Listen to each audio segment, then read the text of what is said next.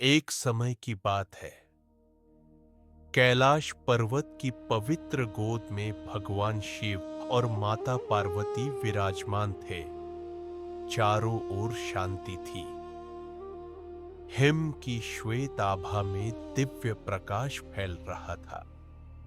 माता पार्वती ने विनम्र स्वर में कहा, हे नाथ, आपने कई बार कहा है कि एकादशी व्रत पापों को हरने वाला और मोक्ष देने वाला है। कृपा करके मुझे बताइए, इसका रहस्य क्या है और यह व्रत इतना पवित्र क्यों माना गया है? भोलेनाथ मुस्कुराए और बोले, देवी, तुम्हारा प्रश्न कल्याणकारी है।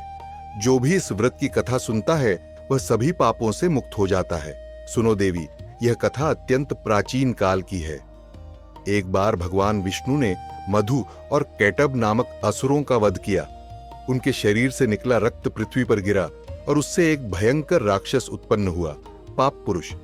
वह अत्यंत कुरूप और भयावह था। उसकी उपस्थिति से देवता, ऋषि और मनुष्य सभी व्याकुल हो उठे। तब सभी देवता भगवान विष्णु के पास पहुंचे और बोले, प्रभु, यह पाप पुरुष समस्त लोकों में उत्पात मचा रहा है। कृपा कर इसका नाश करें। भगवान विष्णु ने नेत्र बंद किए और उनके मुखमंडल से दिव्य प्रकाश निकला। वह प्रकाश साकार हुआ एक सुंदर देवी के रूप में। वह थी एकादशी देवी। एकादशी देवी ने विष्णु जी को प्रणाम किया। भगवान बोले, हे देवी, तुम मेरी ही शक्ति से उत्पन्न हुई हो। जाओ, इस पाप पुरुष का विनाश करो और धर्म की रक्षा करो।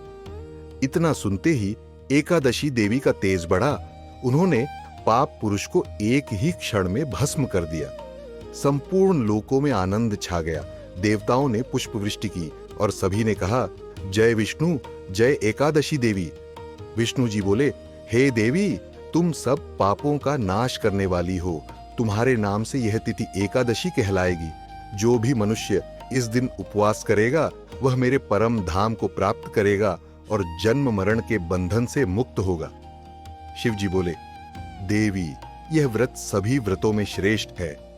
जो भी श्रद्धा से इसका पालन करेगा वह पापों से मुक्त होकर विष्णु लोक को प्राप्त करेगा। इस व्रत में केवल अन्न का त्याग ही नहीं, बल्कि क्रोध, लोभ, मोह और अहंकार का त्याग भी आवश्यक है।